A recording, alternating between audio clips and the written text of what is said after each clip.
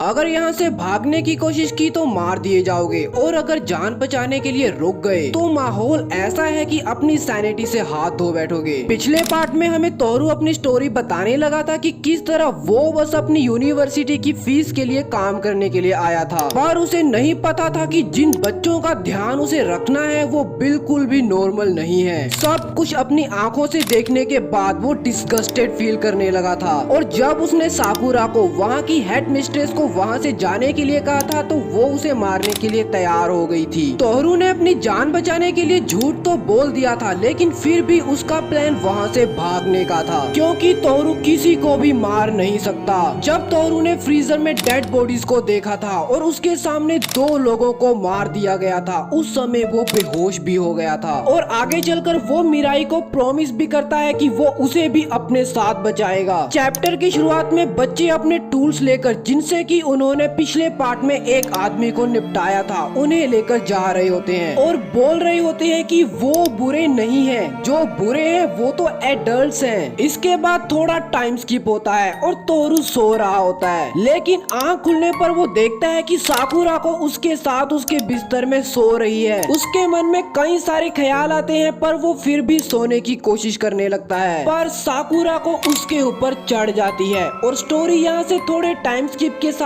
Cut हो जाती है। अब साकुरा को तोरू के साथ चिपक कर बैठी होती है और बच्चे भी खाना खाने के लिए वहाँ बैठे होते हैं। तोरू साकुरा को कहता है कि सेंसे, आज तुम थोड़ा स्ट्रेंज बिहेव नहीं कर रही हो। खाना खाने के बाद साकुरा को बच्चों को बताती है कि आज कोई भी काम नहीं है और वो जितना चाहे उतना खेल सकते हैं। तोरू सोचता है कि ये भागने के लिए एक अच्छा समय है। उसे हिल स्टेशन से यहाँ कार से आने में 1.5 घंटा लगा था और वो 5 से 6 घंटे में वहाँ पैदल पहुंच जाएगा। उसके बाद वो नोटिस करता है कि मिराई कांप रही है और सबको अपना इंट्रोडक्शन देने के लिए कहता है। सभी बारी बारी करके अपना इंट्रोडक्शन देने लगते हैं, जैसे उएदा 4 साल, योशिनो साकुता 6 साल, कोई भी बॉडीज को डाइसेक्ट करने में इसे बीट नहीं कर सकता, मिनामी मिराई 7 साल, फेरी भी, रिंगो 8 साल। ऐसे ही बाकी सब भी अपना इंट्रोडक्शन देते हैं। रिंगो, जिसे उसने पार्ट 1 में मारा था, उसकी एक ड्राइंग बनाकर तोरू को दिखाती है। तोरू उसकी तारीफ करता है और फिर रियलाइज करता है कि ये सब इस सब को इतना लाइटली लेते हैं कि ये सब अब उसकी सैनिटी को भी अफेक्ट करने लगा है। तोरू साकुतो से पूछता है कि क्या उनके पास उनकी कोई फोटोज हैं। साकुतो बताता है कि उनके पास एक एल्बम तो है, पर उनमें उनकी फोटोज नहीं है जो अभी जिंदा हैं। सभी फोटो क्लिक करने के लिए बाहर चले जाते हैं, कोई भी स्माइल नहीं कर रहा होता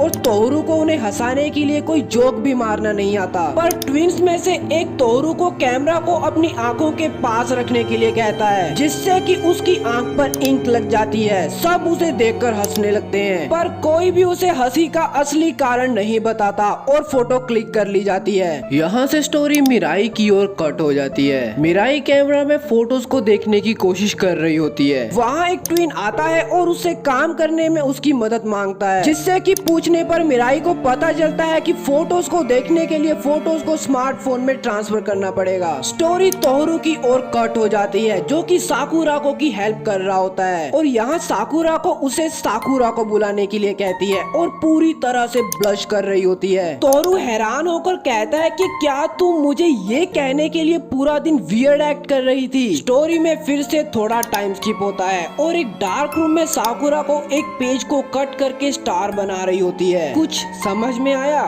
कोई बात नहीं, आगे समझ आओगे। स्टोरी तोरू की ओर कट हो जाती है। तोरू कपड़े सुखा रहा होता है। अब उस आदमी वाले इंसिडेंट को 1 वीक हो चुका है, कोई नया एडल्ट नहीं आ रहा है और जो फ्रीजर में रखे हैं उन्हें धीरे धीरे डाइसेक्ट किया जा रहा है। मीट को बहुत ही छोटे टुकड़ों में काट कर किसी तालाब या रिवर में फेंक दिया जाता है और बोन्स को फायर फेस्टिवल के बहाने जला दिया जाता है। तोरू सोचता है कि चाहे उसे यहाँ काम करने के लिए 3 मिलियन येन मिले, पर वो एक मर्डरर नहीं बनना चाहता, इसीलिए वो तो यहाँ से निकल लेगा। और खाना खाने के बाद वो बर्तन साफ करने के लिए चले जाता है, जहाँ मिराई भागती हुई आती है और उसे कसकर पकड़ लेती है। तोरू उसके हाथों की हालत देखकर पूछता है कि ये क्या हुआ। तभी वहाँ ट्विंस आ जाते हैं, जो कि मिराई को बॉडीज को डाइसेक्ट करना सिखा रहे थे और ना करने पर उसके हाथ पर सुई मार रहे थे, क्योंकि ना सीखने पर उसे इलिमिनेट कर दिया जाएगा। मिराई उनसे डर जाती है। तोरू उन्हें वापस भेज देता है। रिंको छुपकर ये सब देख रही होती है। तोरू के पूछने पर मिराई बताती है कि क्या हुआ था और घर जाने के लिए रोने लगती है। तोरू उसे कहता है कि वो उसे वहाँ से बचा लेगा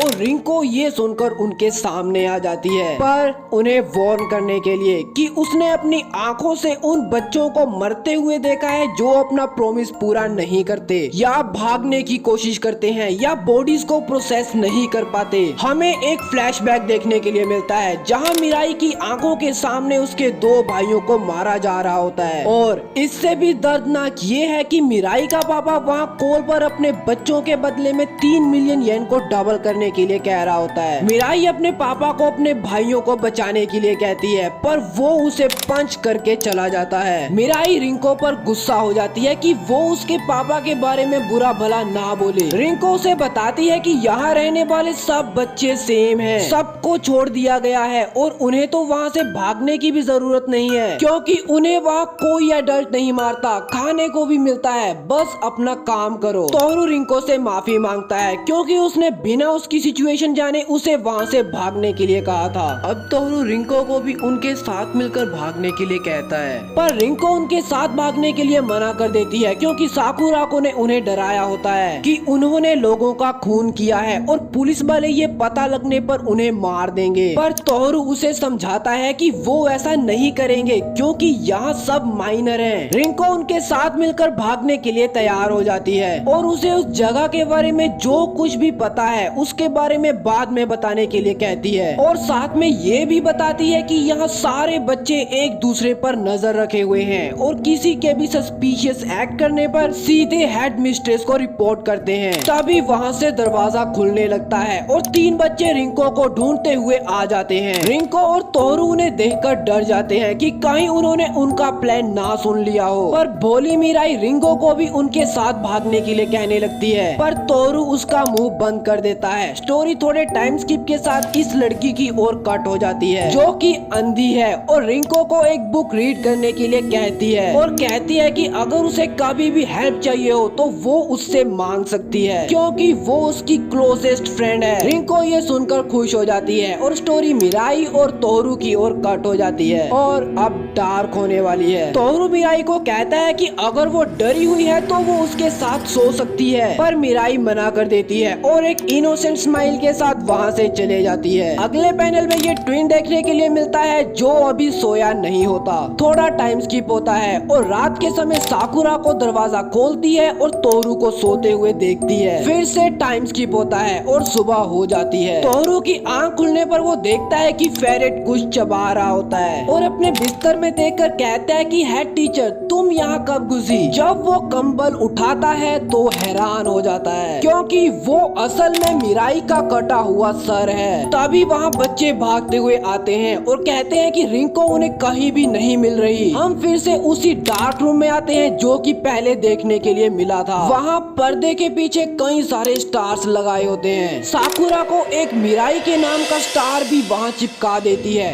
और मुस्कुराकर कहती है मामा सब कुछ ठीक होगा। स्टोरी फिर से तोरू की ओर कट हो जाती है जो कि मिराई का सर देखकर बिल्कुल शॉक्ड होता है। बच्चे तोरू को कहते हैं कि आखिर उसने मिराई को क्यों मारा। तोरू मना कर देता है पर उधर से साकुरा को आ जाती है और खुशी से कहती है कि तुम फाइनली लोगों को मार सकते हो और इस खुशी को सेलिब्रेट करने के लिए बारबेक्यू करने के लिए कहती है। तोरू उसे गुस्से में डेविल कहता है जिसे सुनकर साजुके कहता है कि यहाँ लड़ना मना है ना। मैं सही था, हमें इसे निपटा देना चाहिए था। साजुके को डर होता है कि कहीं वो उसकी बहन को ना मार दे, पर साकुरा को कहती है कि वो स्पेशल है और तोरू को फेवर करने का कारण पूछने पर वो फिर से सेम आंसर देती है और सबको बारबेक्यू की प्रेपरेशंस करने के लिए बोलकर चले जाती है। तोरू मिराई की आंखें बंद कर देता है और उसकी अपनी आंखों से आंसू आने लगते हैं। वो नोटिस करता है कि ट्विन कांप रहा है और पूछने पर ट्विन कहता है कि कुछ नहीं, मैंने कुछ नहीं किया,